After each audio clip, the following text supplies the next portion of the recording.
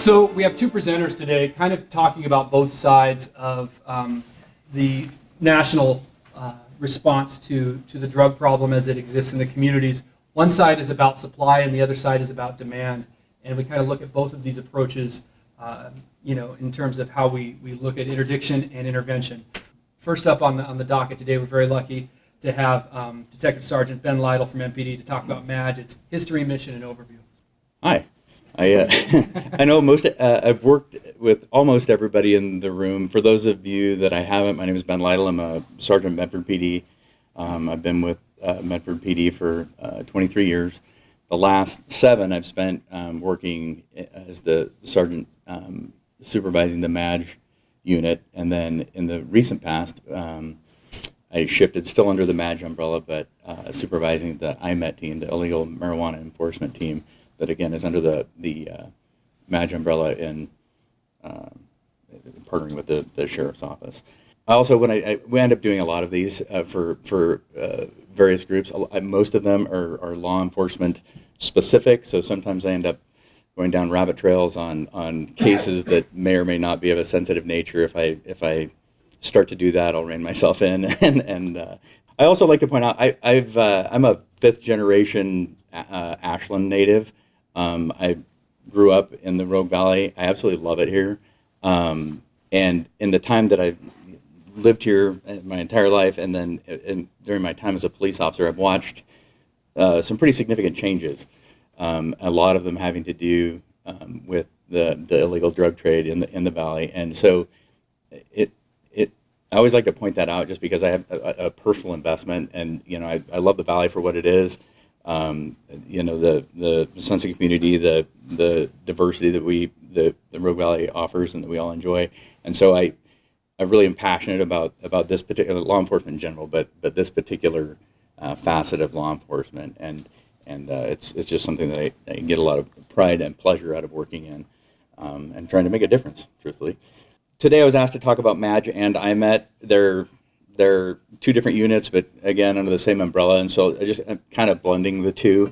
This is the mission statement, the internal mission statement of MADGE, and again, MADGE was formed in 2009 under the HIDA program, so and that really expanded our capabilities and allowed for some different funding methods, but more than anything, it formed very strong partnerships.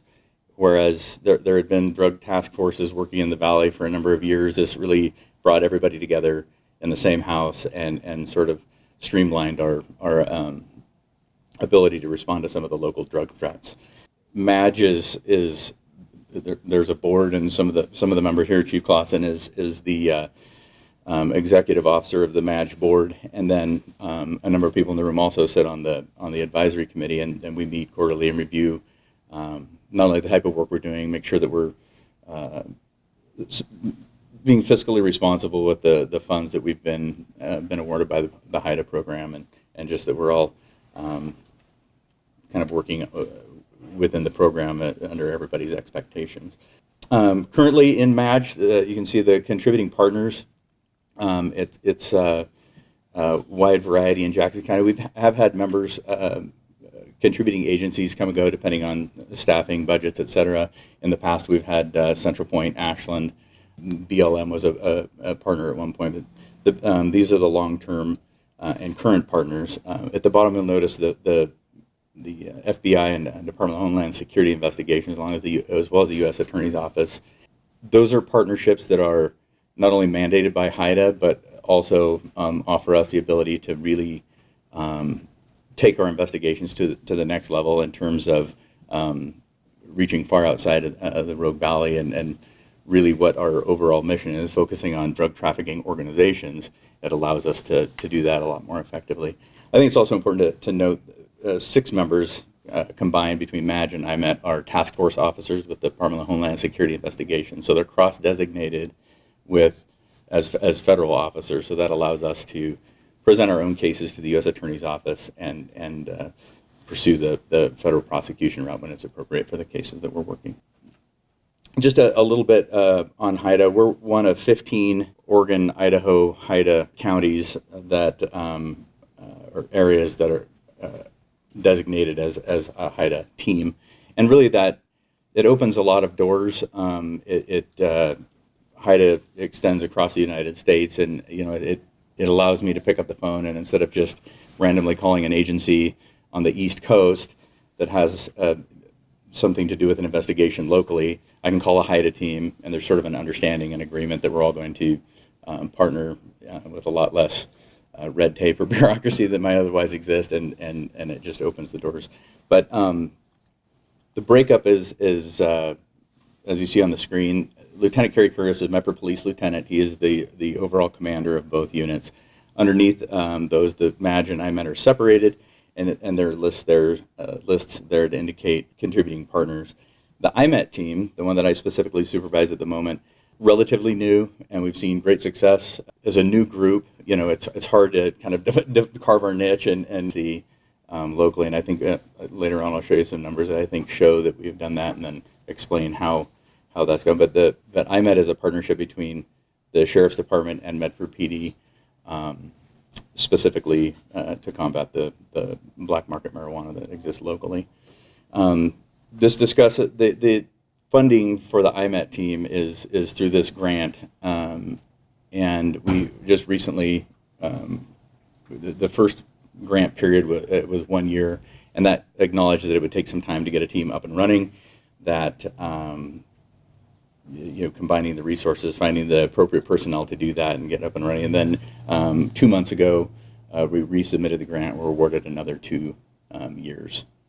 So that's very positive. Also, I think it's important to note during that grant process, the committee evaluated our progress and our successes thus far. And it was nice to see that, and I think this probably existed largely because the existing structure of MAJ, and we had the trained personnel that were already working in the drug enforcement sort of angle, were able to pick up with that caseload and take off running. So really it was important to us when we started, and I think that was one of the reasons that I was able to supervise this team, is that we guaranteed immediate success and not have this year of trying to figure things out.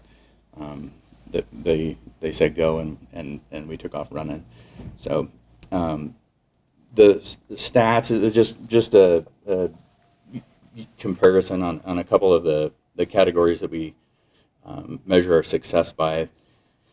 You can see that as time passes, we're just getting busier and busier. The year-to-date 2019, we've had a really stellar year, and there's some interesting things within that caused this. The methamphetamine stat is pretty increased, and I should point out those are grams. So right now we're looking at we've seized about 51 pounds of methamphetamine this year as the MAJ team combined. Yes, it's more prolific. It's also less expensive than it ever has been. When I was a new cop and commercial meth was kind of a thing in the late 90s, it would run between $18,000 and $20,000 a pound. Now in our cases, we're seeing methamphetamine in the Rogue Valley from the Central Valley in California at about $1,800 a pound. So it really is a flooded market. And I'll explain this a little bit later. Because of the drop in methamphetamine prices, the trade for black market and illegal marijuana has become a pretty significant threat to the Rogue Valley. We're seeing people bring large quantities of methamphetamine to our valley and then trade them for the readily available black market marijuana. And there's the lack of disparity in price has really made that sort of a common practice right now. So the IMET stats, the 2016, 17, and Part 18, those are not necessarily IMET stats. They're the marijuana-related stats, the MAJ investigations leading up to the time that we got the grant. And it just, again, paying attention to 2019, the amount of work is and the work being done specifically by the people allocated to do the investigations into the black market marijuana is pretty impressive, I think. The 44,500 pounds of marijuana, illegal marijuana seized in 2019 is something we've never done before, not even close. And then the other the other number there regarding the butane honey oil or distillate, I think that converts to somewhere around 32 ounces or so of the distillate material. And those seizures are predominantly from illegal labs that were located in Jackson County during that time period. Is that large number, is that one or two large seizures, or is that a number spread through? That's probably a half dozen larger seizures, and the labs, the lab is what we're looking for. If we're able to shut the lab down, then it has a pretty significant impact on that. But that's really kind of the emerging trend. A lot of then, depending on how specific we want to go into this part of it, but a lot of the hemp that was grown locally that didn't test within ODA standards and is actually marijuana. So over the prescribed THC content, the 3% content, that hot hemp, or I just like to be honest and call it marijuana, that stuff is being purchased up by these labs, and the end result is the distillate liquids that are then being converted into vape pens and other products. It's also extremely valuable, and it's a valuable commodity. During one of our investigations, we were into one of the labs. We had to using informant-based help, make purchases into the lab, and we were buying 1 liter mason jars of distillate for $15,000. One of the labs that was a result of one of these investigations was producing 30 liters a week for export to California. So they're making a lot of money and a lot of money fast. So anyway, that's why I like the BHO seizure number, and I expect that to go up, especially after this year's harvest. And then just some pictures, and I'm not a big slideshow guy, but I was trying to show off for Chief Clausen, so I put this together. But I have more to say about that. These are just pictures of methamphetamine and heroin that we've seized in the recent past. You can see on the lower right, that's a Tupperware bin full of heroin. That was like around a kilo, 2.2 pounds of heroin that was seized off of, actually that was off of Stevens Street in the Chase Bank parking lot, that and 3 other containers that size. Anyway, it's just an example of how to do that. This is just some marijuana photos. Top right, those are the distillate cartridges for vape pens. Highly concentrated, highly desirable, highly marketable. That was some bulk cartridges that we seized. The lower right picture, that's me standing next to a marijuana plant. That's a big plant, and that was really common among the size of the plants that we seized during this last harvest season. And then just to the left of that are the bottles of distillate. It's just a murky, dark-colored liquid that is the end result of that marijuana being refined into the liquid form. So what I wanted to talk about primarily, most of what we do is informant-based, and the reason that the cooperative efforts are so critical to our success is, that my simple-minded analogy, we're all fishing out of a very small pond. And so this is a small valley. We don't have the luxury of some of these metro areas where everybody has their own little area. So working in partnerships, deconflicting early, so we're not interfering with each other's investigations, and really as many of us working under the same roof with a common goal really maximizes our available funding, and I think gives Jackson County citizens the best bang for their buck in terms of what we're able to accomplish. It's rewarding to go. I end up having to travel across the state and into other states sometimes for meetings, HIDA meetings, et cetera. And so we're able to kind of tell, measure our success versus other. And we're at the end of the year, at the end of the HIDA reporting year, the work that Madge and IMET are producing in terms of quantity and successful prosecutions and other things are very comparable to people in the Portland metro area. And that, to me, just says that we're saturated in it, and we all work very, very hard in both teams, but it's also it's everywhere. So, and that's by volume, not even per capita. That's by volume. Yeah, so it would the reporting categories there are years that we'll have seized more firearms, maybe in certain drug categories had greater seizures. I think right now, I can say this without hesitation, for the state, we've definitely have the highest marijuana seizure in cases and arrest numbers. That was pretty evident during the grant application process that we were just successful in. So we're small. I always joke whenever you're in Portland and they talk about the valley to the south, they're talking about the Willamette Valley, and and Southern Oregon, it just seems like gets left out a lot. And unfortunately, in this world, we're quite on the map and pretty acknowledged statewide as being very, very busy. The heroin and meth cases are, I think, socially, it's pretty easy for people to say, okay, there's a high volume heroin dealer. Yes, he should probably go to prison because he's hurting a lot of people. Same thing with methamphetamine. The marijuana thing is an obstacle because of just widely varying opinions about it and where where it socially fits into each person's life and values, etc. The thing that I want to impress upon, the work that we're doing here is we're not picking on the guy that's growing a half a dozen plants up in the Applegate. We're focusing on large drug trafficking organizations where this is a commodity, just like the meth or heroin, but the same behavior and the same crime associated with those exists. And it's tedious. They're large, long-term investigations. I mean, we have one ongoing investigation that I think we've executed 6 federal search warrants on. That's the 2015 case number.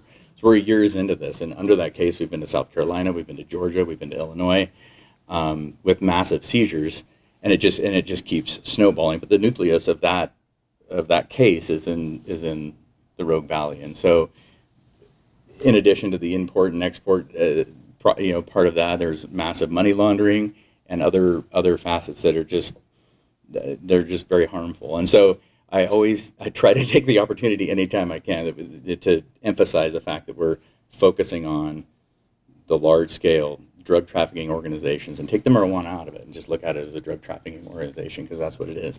Along with that, just like the other drug categories, comes a lot of violent crime and a lot of subsections of that, which and the sheriff and I talk about this on a regular basis.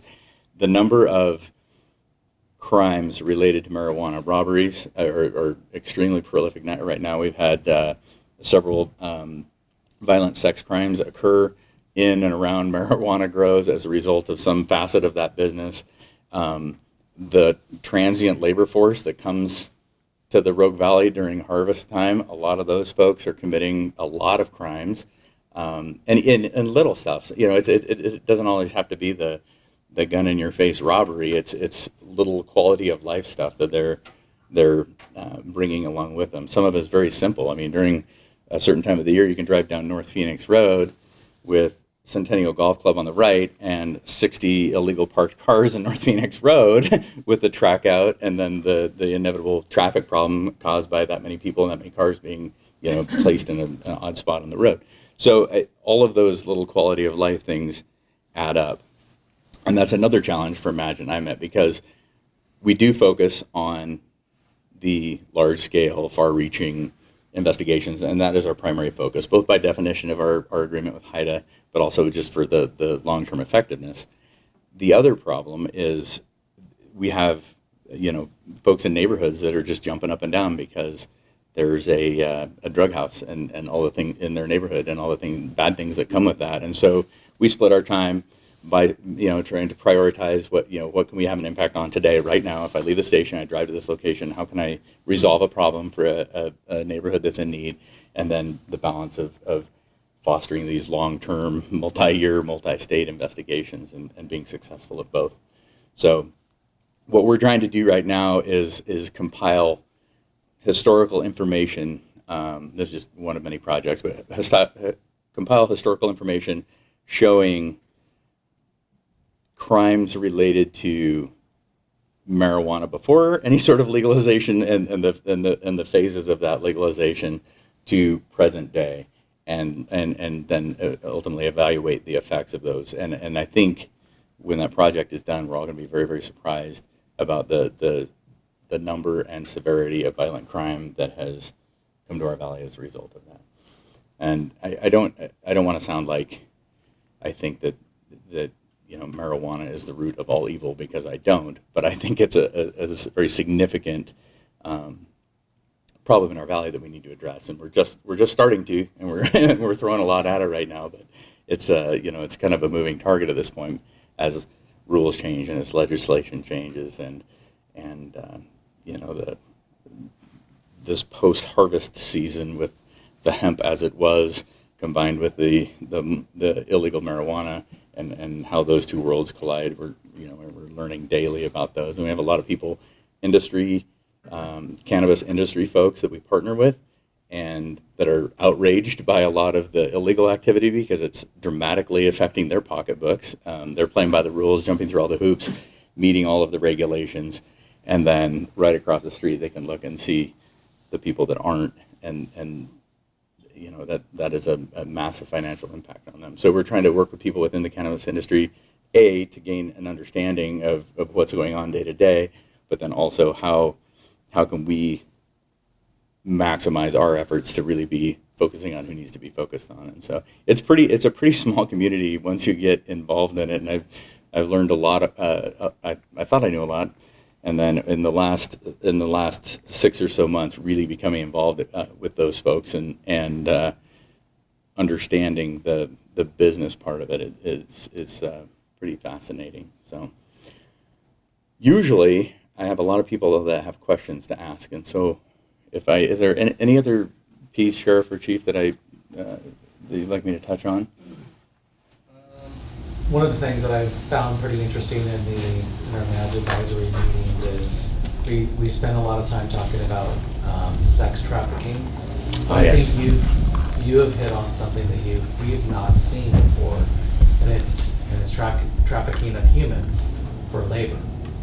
That's absolutely true, and that's, again, during this last outdoor harvest season, we've identified a problem locally of labor trafficking, and without being too specific, groups of people that are being brought to the Rogue Valley, their passports and other things are being held in exchange for their hard work. And anyway, at first, when we cracked the door on that, I wasn't convinced it was as prolific as it actually is. And then through partnership with our Department of Homeland Security investigations, that's something that we're starting to really look into. And I think when it's all said and done, we're going to be very surprised about that. And that's a brutal thing. And some of the living conditions and just day-to-day exposure that these folks have had under, what I think is the very very minimal, very minimally being coerced and some pretty significant threats of harm, et cetera, to cause them to work. And so that's something that we're starting to look into, and I think is going to be a really worthy endeavor, because that is a monstrous, ugly crime. It really is. To say, I don't know how many people know that Jackson County does lead the state in production for both hemp and licensed marijuana grows. And then probably I would say we're right up there with unlicensed grows too, because that's mainly what you guys are dealing with. They're everywhere, plain sight, right down the street. Many of them are unlicensed, and they've been operating for a few years. So it's really good to have these guys out there, because they're doing some good work. It was sort of shocking that the amount of surveillance and undercover tactics that goes into investigating an extensive heroin ring is one thing, and then being able to drive down any rural road in Jackson County, look left or right, and literally call the ODA, call OLCC, and call OMMP, and they say they've never heard of him, and you're looking at a full-blown hiding in plain sight, or not so much, marijuana operation. It was pretty brazen.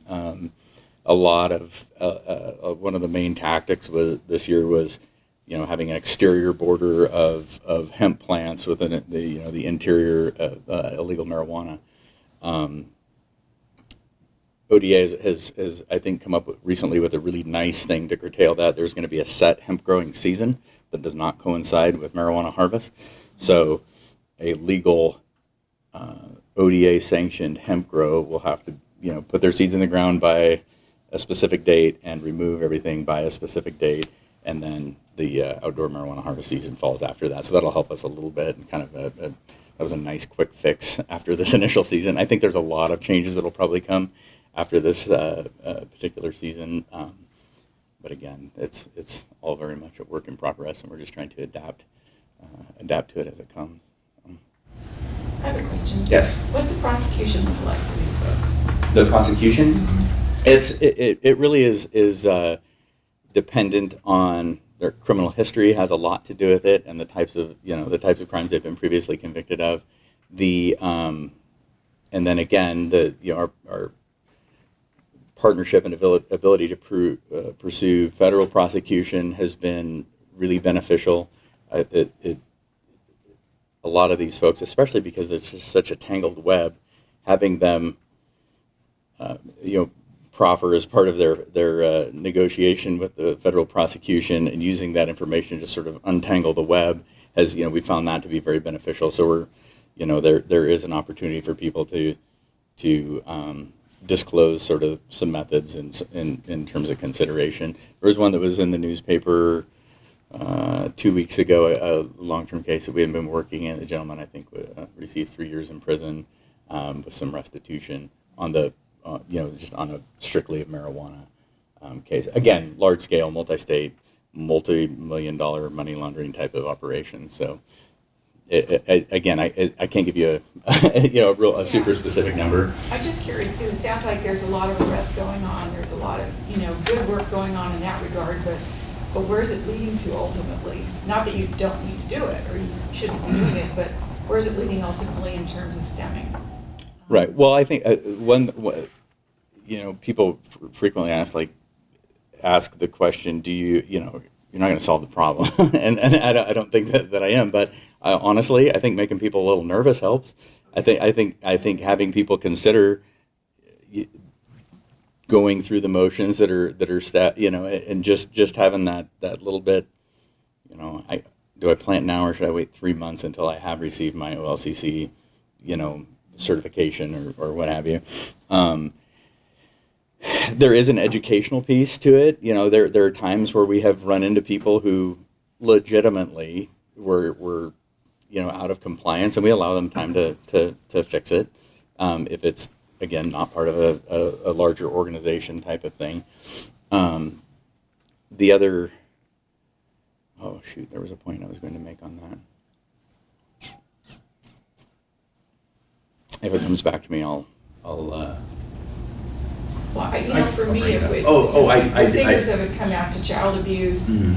We definitely have a larger number of kids coming into care. We see kids affected by this just on a one-on-one basis because marijuana's in the home. There's edibles in the home, but then we also see kids that come into care from big drug busts, grows. Sure. So, And that's, I can't emphasize enough the number of firearms that we seize, the number of people with absolutely violent criminal histories in possession of firearms at these grows that we've seized. It's, there's somebody with a big pot of money behind most of the organizations, but it's the people that are working at them daily, and probably that's, the people that are either living on a grow or unfortunately take their kids to the large operations. The point that left me briefly was, and this is a good case to talk about, there, again, hiding in plain sight, large industrial complex on East Antelope Road, 6,000+ plant indoor grow. The gentleman was from Southern California, very wealthy man, decided to come up to Oregon and invest in a marijuana operation. I don't think he started off, like, I'm going to go to Oregon and be a drug criminal. I think he really wanted to capitalize on some opportunities. But what happened was it was like opening a restaurant and cooking food before he had a building. He showed up and did get a building and had a workforce and planted all these plants and everything was going good. And then the OLCC was backlogged and it was taking time, it was taking much longer than he thought it would take to get licensed. And so growing indoor weed, it's very easy. You just change the amount of light exposure. You know, the plants grow to a certain part, change the amount of light exposure, and boom, it flowers. So we thought, I'm just going to flower just a couple of plants, pay for the overhead, and my license will come any old day now. Well, when that happens to the tune of like $2 or $3 million of profit and 18 months has passed, now you have a full-on illegal operation. I mean, that particular warehouse was, I think it was mid $30,000 a month for the power bill, and then untold damage to the landlord's property because of the modifications, you know, to make all that happen. So that is something that we do see. It's people start off and arrive here with all the best intentions of the world, and then just don't see it through the process that's, you know, set forth for them. So doesn't change it, but you know, it's a little bit of you know, just impatience, greed, what have you. Right. So, yes, sir. When you have, you know, for example, a large hemp grow, there was one out on Coal Mine Yeah. that got a lot of attention this Yeah. year. In the county, I don't know, I think we issued dozens of citations. Mhm. And while we're doing all that, the hemp just keeps growing. They keep doing it. While you're working these cases and they're doing things like housing people illegally, so OSHA's involved, and they're trafficking people, so, you know, there's a lot of stuff going on. I'm not saying that particular case, but just Yeah, as just an in general, example. certainly. Do you have the authority to shut this down for those things? Because it seems to me that through all of that stuff, all the crimes and everything, all the code enforcement, the hemp just keeps growing. No, you're absolutely right, and that's tremendously frustrating. So for us, you know, we have to prioritize, you know, what location do we have the most access to? Again, informant-based type of investigation. So, I mean, I could probably sit down and from memory jot down addresses, many addresses of places that we probably needed to go to. There's 5 of us. They're extremely labor intensive, and so one of the big pieces of my job is just to assess, okay, you know, what can we reasonably legally do today, you know, to make an impact. And so, and again, that has, when we're doing informant-based operations, it's okay, you tell me what you can do, and then they get, you know, so some of that is just an opportunity that exists for us through our what's But you allowed. can't shut it down and take it. You can't. If we and that's a problem that we're dealing with now is the lab, the local Oregon State Police lab, and then the regional DEA lab that we test through. The turnaround is really not conducive to, you know, it's growing, we're waiting on a test result, and if it's harvested, it's gone. So really what it came down to this year, and we're establishing methods, and we have some ways of expediting the testing process now, and then the Oregon State Police lab is catching up and is going to have a scientific test that will be admissible in court very, very soon, hopefully probably within the next 60 days. Really, what we were basing a lot of it you can't tell by looking at the plant, but the growing method, and then but again, for the hot hemp, which is actually marijuana, it was really indistinguishable. So then it was how they're selling it and to whom, and then also just through interviews, statements, you know, just.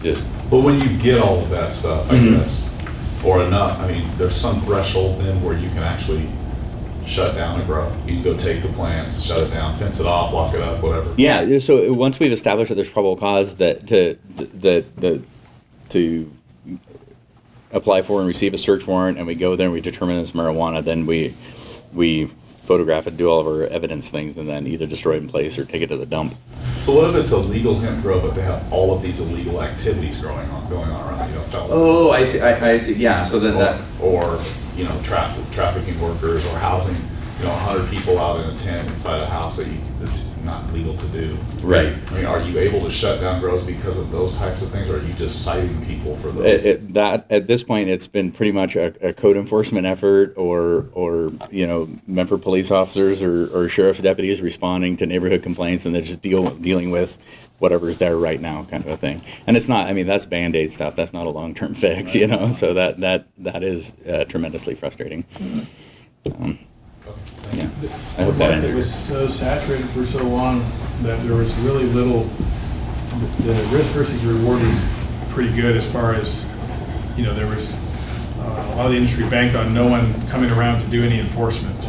There was really no avenue to pursue these illegal cases before I met. And the market really spiraled out of control. I imagine, because I've been hearing things like through our Marijuana Advisory Committee and things, that the sentiment is changing in the Valley, meaning that now there is that checks and balances with this IMED team, and that people are thinking maybe what shouldn't be is, it won't be as lucrative just to throw up a grow and not worry about consequences.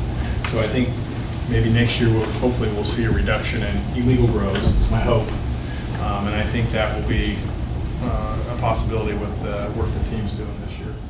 The regulation of the seeds is another kind of, I think, an important consideration. So hemp seeds, depending on where you get them and the quality, et cetera, are like between $1 and $1.75 a piece. So picture, I mean, then, look back a month and a half ago and think of every one of those and the dollar amount assigned to that. But there again, it creates this big problem because the seeds that cost $1 come out of a 50-gallon drum in some dude's barn, not the ODA certified $1.75 seeds that are certified hemp seeds. So I'm aware of one situation where a guy had literally a 50-gallon drum full of hemp seeds in his barn. He had an empty yogurt cup, and he would take his scoop and hand it to the person. They would give him $10,000, and there he has his hemp seeds. So, I mean, one scoop out of the 50-gallon drum is very lucrative. Now he takes all of his investment money, et cetera, has his piece of ground, puts them in the ground, and then they grow up, and oh my gosh, it's marijuana. Or, like very, very hot hemp. And now the expectation is that he tills it under and starts fresh, or finds somebody to buy it at a reduced $200 a pound, recoup some of the losses, make a little money in the meantime. And nobody caught me this year, so what about next year? It's like I said, moving target. We're trying to nail down these different avenues, but it's an interesting dilemma. And the one thing, it's funny. I think just because the marijuana thing is just this ever evolving thing, I don't want to take away anything from the threat of heroin and methamphetamine that present our valley, and how absolutely scary that is, and the amount of effort that goes into that. But that's the availability fluctuates, and the problems around that, the fentanyl problems, et cetera, fluctuates. But I think the weed thing in the recent past has sort of taken the lion's share of the conversation, just because it's so in our face. And like I said, growing up here, you drive out any of the Foothills, Old Stage, South Stage, any of those places, and it looks completely different now, and it's really, really sad. I mean, my father-in-law is a cattle rancher, and the available hay to buy for this winter and the price of it, unbelievable. I mean, he's scraping to feed his cows because every dirt patch out of town is littered with hemp. So, interesting problem. Yes, sir. The numbers of arrests that you reported over Yeah. the last few years, what proportion of those do you think are going federal and then the others are staying at the state level? Let me buzz back here. Like on the Madge arrest, is that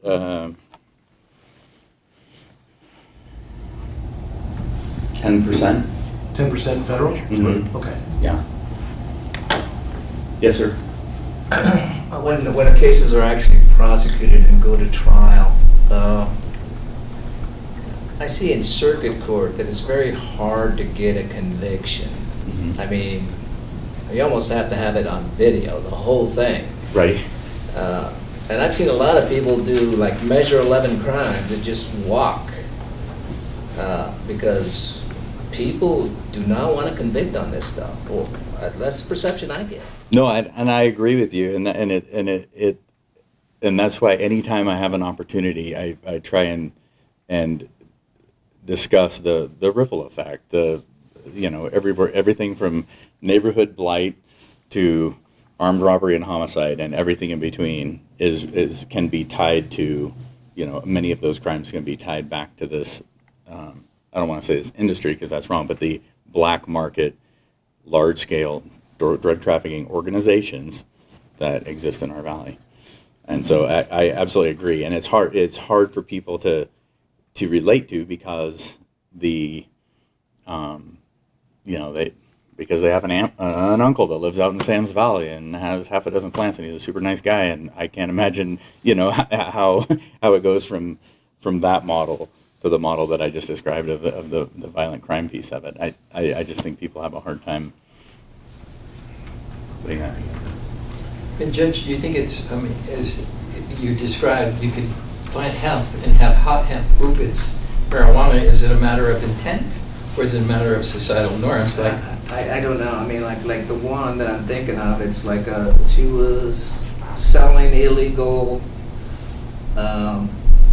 medical marijuana and had the case go different defendants different times. One time the guy got away with it, the other time, and this was on video, the other time the guy got convicted.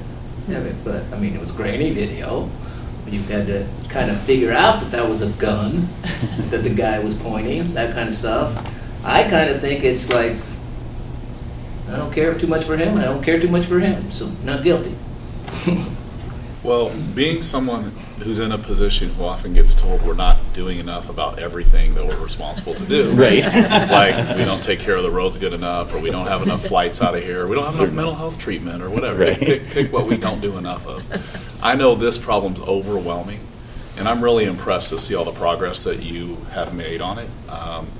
I know it's scratching the surface. I mean, you talked about 5 guys. I bet you could have 100 guys, and you could stay busy every season. So That's I true. think, congratulations to you for the progress you've made. It's significant, and I think it helps. Thank you. I really, really, really believe in what we're doing, and again, we're not going to cure it, but we're going to try and try and make an impact for sure. I appreciate that very much. All right. All set? Thank you, Judge. All right. Thank you. When we talked about that other side of the coin, where we look a little bit about our overall response to the folks on the intervention side, and to that effect, we have Health Promotions Manager Tanya Phillips from HHS to talk about heroin and fentanyl overdose surveillance and alerting system. So, Tanya. So, hello, my name is Tanya Phillips. I am the Health Promotion Manager for Jackson County Public Health, and Eric invited me today to really talk to you guys about our heroin and fentanyl surveillance and alerting system that we've developed at Jackson County Public Health along with our partners in Jackson County. So really we began working on this in 2018 in direct response to what Medford Police Department was reporting on, that we had a cluster of 10 fatalities. And then there was suspect that, and questioning, is this heroin, is this fentanyl? So there was a lot of questions that were happening with this. And this is really where the discussion began for Jackson County Public Health, along with Oregon Health Authority, and also Multnomah County Public Health Department, because they were already working a lot on this. But we began having a discussion of, what data is available for local health departments to really begin monitoring. What is it that we can do so that we can identify any spikes or clusters that are happening in our community, but also identify what may be the cause, with the hope that we can detect something early on so that we can then respond earlier on, preventing, really non-fatal and fatal overdoses in the situation. Through the discussion, we realized, yes, data is available. We realized that we had a lot of different agencies within our own community that held a piece of the data that would, if you put it all together, you have a bigger picture, a better picture. You're putting the puzzle together. So for us, this is really around EMS, our hospital systems, law enforcement, and then our medical examiner. In working with Oregon Health Authority, a lot of this data is available to local public health departments, but the issue was it wasn't in a timely fashion that data could be made available to us on a quarterly basis or even an annual basis. So when you're looking at building a surveillance system and being able to identify these spikes and clusters early on, that wasn't going to work for us. And so it really was at that time that we realized whatever we were trying to build, it had to be at a community level. We needed all of our partners at the table. They needed to participate in the process, and we needed their support. So it was also really in the discussion with Oregon Health Authority and watching Multnomah County Health Department that we did realize that local public health department, especially Jackson County Public Health, we were the correct entity to really lead and facilitate the process. And the reason for this is, looking at our core capabilities within public health, so our preparedness program and our communicable disease program, we're used to building surveillance systems. We're used to working within surveillance systems that are already in place to monitor communicable diseases, conditions, and then also injuries so that we can identify any outbreaks so that public health and other entities can respond in a timely fashion. So after all of those meetings were really happening around the cluster of 10 fatalities, local public health, we convened our first meeting with our partners. So we really invited first responders and agencies that would really have touches on people when they were overdosing. So really the agencies within the 911 system that were being utilized. So we have our hospital systems, law enforcement came to the table. So we had MADGE, Medford Police Department, and the Sheriff's Office, our medical examiner, EMS agencies, medication-assisted treatment providers, Jackson County Mental Health, and also Jackson County Public Health. So at this meeting, we provided more situational awareness about what was happening around the 10 fatalities, but then also other information that we had learned from Oregon Health Authority. And then also in this meeting, we pitched to this group that Jackson County Public Health wanted to develop some sort of surveillance and alerting system. The partners at the table felt that that was a good idea and definitely encouraged us to move forward with that process. And then at this meeting, we also worked on convening a joint press conference to address the 10 fatalities that we had seen. Really, the next meeting that took place had to do with what I call our core team. And we call this the core team, and it really consisted of Jackson County Public Health, Medford Police Department, the Jackson County Medical Examiner's Office, and then Mercy Flights. And we call this the core team because this is where our data was going to come from, directly to Jackson County Public Health to build the surveillance system. So currently the data that we are utilizing, we get direct information from the Jackson County Medical Examiner's Office. So they will automatically just send us an email saying that we have a suspect fatality related to heroin and or fentanyl. We also reach out to them just to check in when it's been a little quiet. It makes us a little bit nervous sometimes, and so we'll reach out. Also in this, partnerships have been amazing. So our partnership with Medford Police Department has strengthened, and so they will also alert us if they respond to any scenes where there is a fatality and they suspect that heroin and fentanyl is involved. So we get that information. Again, that's a direct report. Mercy Flights is part of this as well. They do a direct report, so they have the ability to analyze their data where they respond to a scene, they administer naloxone, and then someone is transported to the hospital. So that's the data that they give us on a weekly basis. And then at local public health, we have direct access to our emergency department visits through a system called Essence, and I'll talk a little bit more about that. And then law enforcement, currently we use a system called ODMAP, and I'll talk a little bit about that as well. But in the beginning process, any data that we wanted from really Medford Police Department, they were willing to give us however it would fit best in our surveillance and alerting system. And so when we're talking about the emergency department data, we use a system called Essence. It's a syndromic surveillance system, and the name of it is really Electronic Surveillance System for Early Notification of Community-Based Epidemics. And so the whole idea of this is so that you can find outbreaks, any increases in certain communicable diseases, injuries, and conditions so that public health can respond.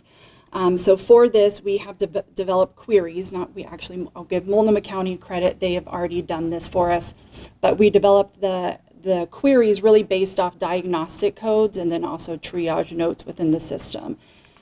And so these are the 3 queries that we monitor daily and weekly at times. When we first started, we were really only looking at the daily and weekly heroin counts, But what we realized around the diagnostic codes is depending on how they were being coded, we were missing some hospitalizations where individuals had indeed overdosed on heroin. And so we included the other two queries around daily and weekly opioid counts, and then daily and weekly opioid health-related counts. And then this is what, when I open up the system, these are what our queries look like. And so we can identify the number of cases or number of admissions in an emergency department visits that is related to an overdose from heroin and or fentanyl. I will touch on what the yellow dot is a little bit later on, so just kind of remember this visual here. But the system does already have an algorithm built into it that helps us identify when it's normal, when there's a warning, and when there's an alert as well. Really how the system built does coincide with how we are looking at the data comprehensively. It does match up pretty well. And then law enforcement. We currently have a system called ODMAP. This is basically another syndromic surveillance system that has GIS capabilities. I am a huge fan of this database here. It's developed by HIDA, and the whole point of them developing it was to support public safety and public health efforts, to mobilize and respond to increases and or spikes in overdoses. So first responders will enter their response information into ODMAP, which then public health goes in and analyzes that data for those purposes. Currently, Medford Police Department and Central Police Department are the two agencies that are utilizing ODMAP. Medford Police Department was the first to begin using this. I believe we began using it last January, if I remember correctly. And my goal is definitely to see all law enforcement agencies utilizing this in Jackson County, because the more data we have going into the system, the better our surveillance is, and then also the better our responses can be in the end as well. And I'll explain that in the next slide. But also for HIDA and Oregon Health Authority, because of how well Medford Police Department has utilized the system, and because Jackson County Public Health is one of two counties that has an overdose surveillance and alerting system, they would like to invest in seeing that all law enforcement agencies utilizing ODMAP. So some of those conversations are beginning to happen at that level. Looking for ODMAP, it's Medford Police Department, Salem Police Department, and Portland Police Department are the three that utilize this system the most currently in Oregon. So this is what the GIS system looks like. The legend will tell you if it's a fatal or non-fatal overdose that law enforcement responded to, and then it will tell you if naloxone was given, and if it was given, how many doses were administered by law enforcement. And then what is fantastic about it as well is if you hover over the blue dots on there, it will show you, will provide more information such as the responding agent, the date of the overdose, but will also tell you what the suspect drug was that they overdosed from. That's helpful for me because then I know that that data meets the criteria of our overdose surveillance system and I count it within that system. So all of that information is helpful. I no longer have to bug Medford Police Department weekly for that data. I can just access it whenever I need it. So overall, in a nutshell, this is really our algorithm for how our surveillance and alerting system works. So again, just the surveillance data is around our emergency department visits through Essence. We have our 911 opiate overdose response through EMS and law enforcement, and then the fatal opiate overdoses from the medical examiner. When the definitions that we're really working with here are accidental overdoses from illicit opiate use. And so that's the criteria that we're working with. We don't look at the suicidal overdoses related to heroin and fentanyl. It really is around the accidental. I do review this weekly, absolutely weekly, and depending what the situation is, I'll review it more often within the week. So I review that. If I determine that, yes, we have an increase, I will categorize it, whether it's green, yellow, or red, and I'll talk about that in a second. And then I'll work with my health officer, and we have an epidemiologist within our preparedness and communicable disease program. She'll look at the data, confirm, yes, you're right. And then she'll give me some other talking points from data about why we're really confirming this to be an alert. So with the alerts, green is nothing's happening, everything is status quo. Yellow is around our overdose, is at or above the threshold level, and we are to issue a rapid alert and begin risk communication. And then the red is an overdose, a spike or cluster over the threshold this is really where we start to see the increase in fatalities is within this level here. And then we issue a rapid alert and implement response. So if we were ever to go into a red, we would do the risk communication like what we do for a yellow, but we would also pull in our community partners and begin strategizing on what activities we need to begin implementing so that we can reduce the fatal and non-fatal overdoses that we are seeing related to that alert. I know I use the term threshold quite a bit in here. It's been a little bit hard for us to determine a true threshold because our numbers are a little bit lower in Jackson County like compared to Multnomah County. So getting a threshold that is statistically significant has been a challenge for us. For the hospitalizations, EMS, and law enforcement, as we continue to monitor over the years, we're beginning to be able to identify a lower threshold. But all in all, when we look at the data and we work with our partners about what we're seeing, there's a part of this that has to be a gut check of like, yes, we are seeing an increase and we feel that it's for the better good of the community that we need to issue an alert. And we don't do this just on Jackson County Public Health alone. So the step one when we do the alerts is that we do alert our core task team.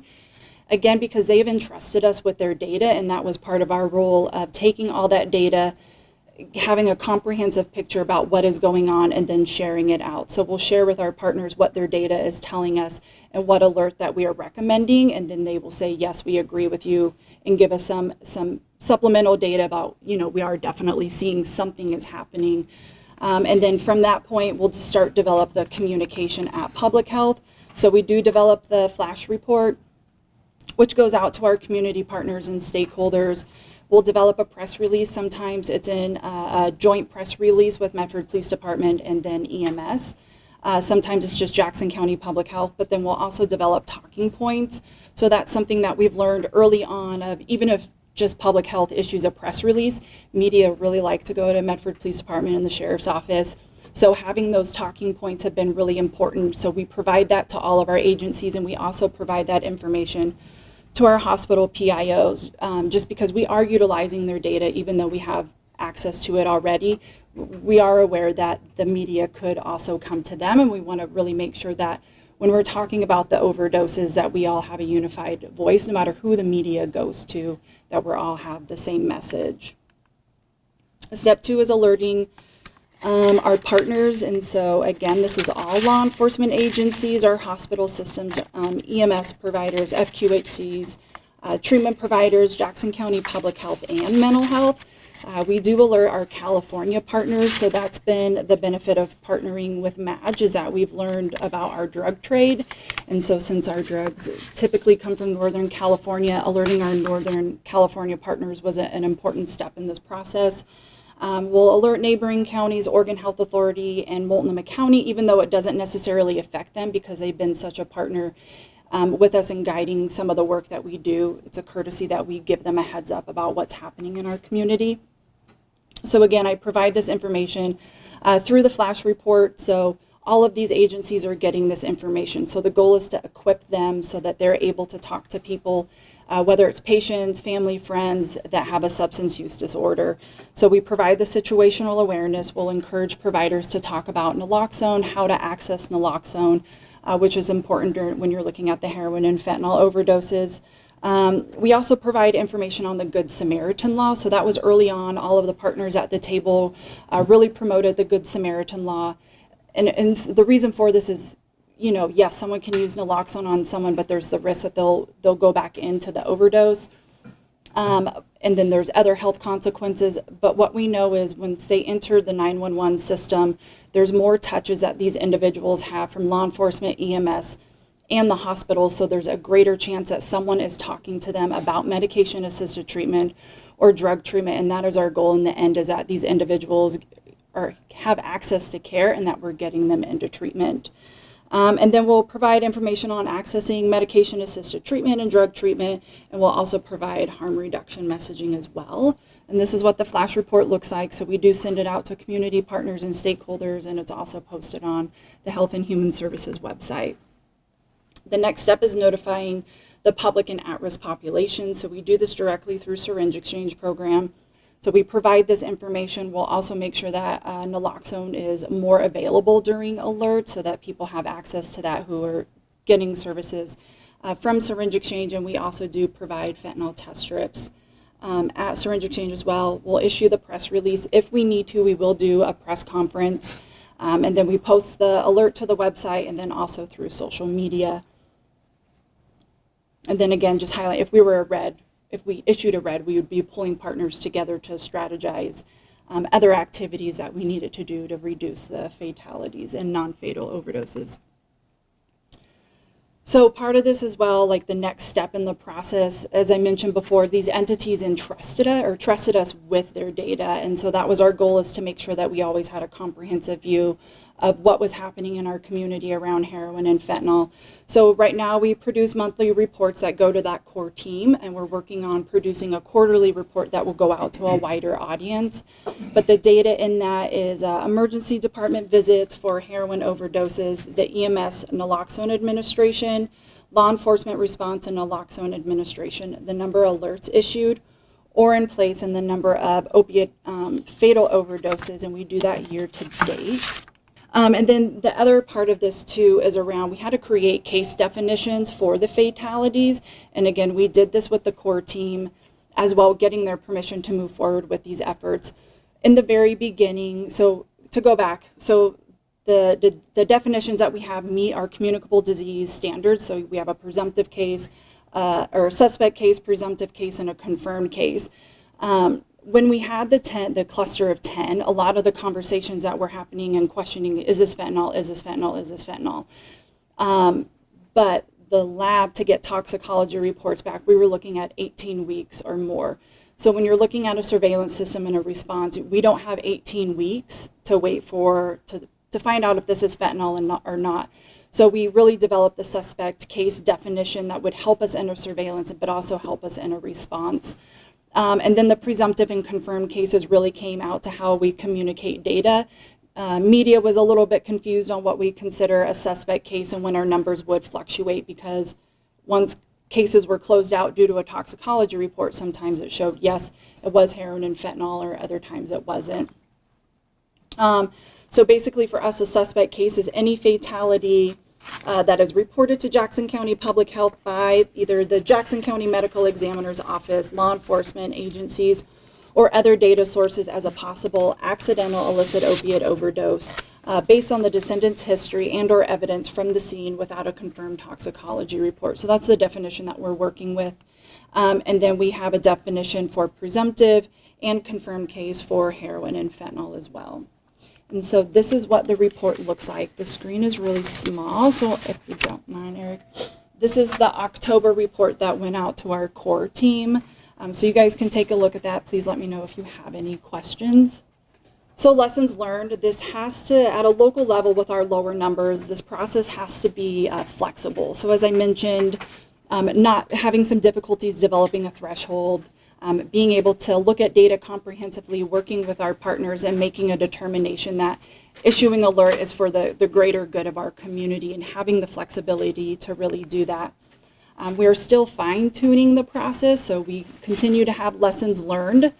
So if you guys recall back to the Essence graph where it showed that we had 5 cases during that week, really what happened with that, and this is something that we've been coming across more, is that we are seeing people hospitalized with intentionally swallowing heroin, not because it's a suicide, but because they're in law enforcement and it is in pursuit of them.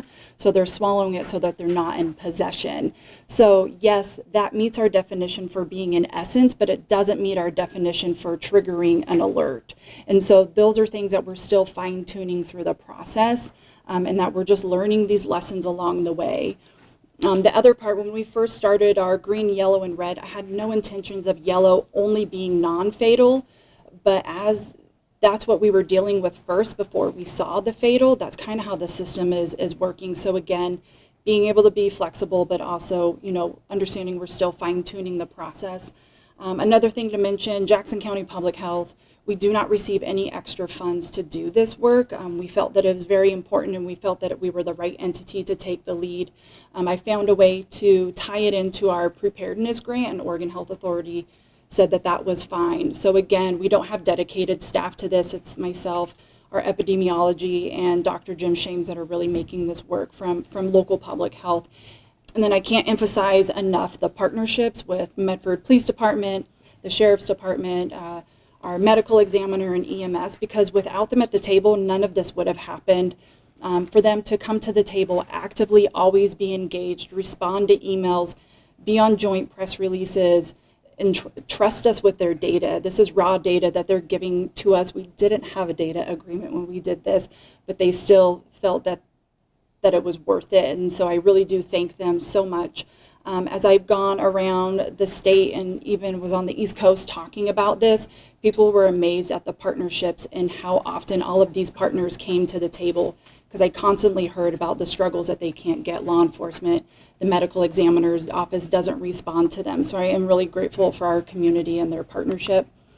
It's improved our partnership, so we've definitely been able to bring different perspectives, provide a different set of expertise.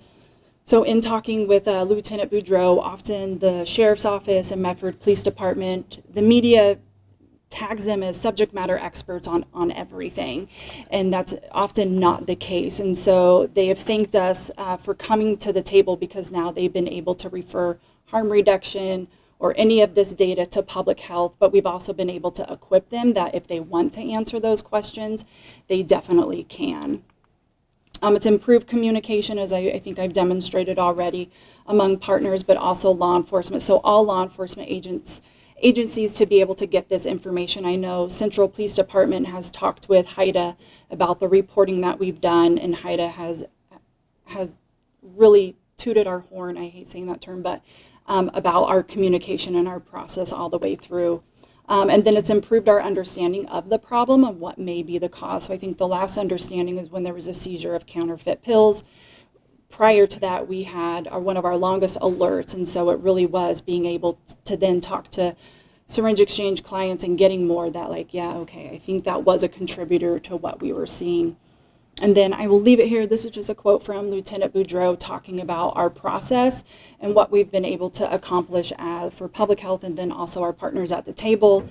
He said it's really about getting everyone to the table and having constant monitoring and sharing of information.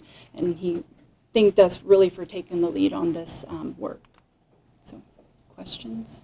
Well, I would just like to make a quick comment that at one of the MADGE meetings, HIDA really did make a point of pointing to this program as the gold standard and in line with anything as innovative that's going on in the nation, to the point where it's like, make sure Tanya knows that that's, and I think you do know, but it was really neat to see. And then when we talked about today's presentation and we talked to Chief Clausen about it, I was like, it might be just a one-off. We might just have enough time for MADGE. And he really didn't want to present this without this piece of it, without Tanya's presentation, making sure that it shows that it is a comprehensive approach in our county as far as all the different interventions. It's not just about enforcement, it's just not just about treatment, but innovative public health initiatives, Tanya, that you're doing with the health department, really neat to see, and not something that's common at all, statewide and probably even nationwide. So.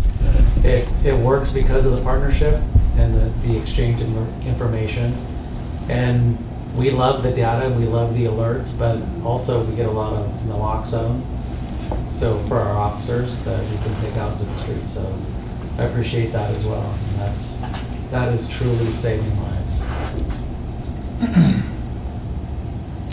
Any other questions, comments? Maybe a stupid question. What is the definition of an overdose? That is a great question. Medical exam. I can get back to you on what the medical examiner defines that. Just wondered. And Well, they're involved, it would be another quick death. one. Yeah, it's How do you make sure people are not counted if you get reports from Mercy, the emergency room, and basically the medical examiner? so with an overdose, so we have a fatal and non-fatal. So really the non-fatal overdoses we are getting information on from law enforcement and EMS, and then we look into the hospital system. They're blank names, so that's kind of the part where, so usually our determination is around the hospitalizations. Usually in the supporting data comes from law enforcement and EMS.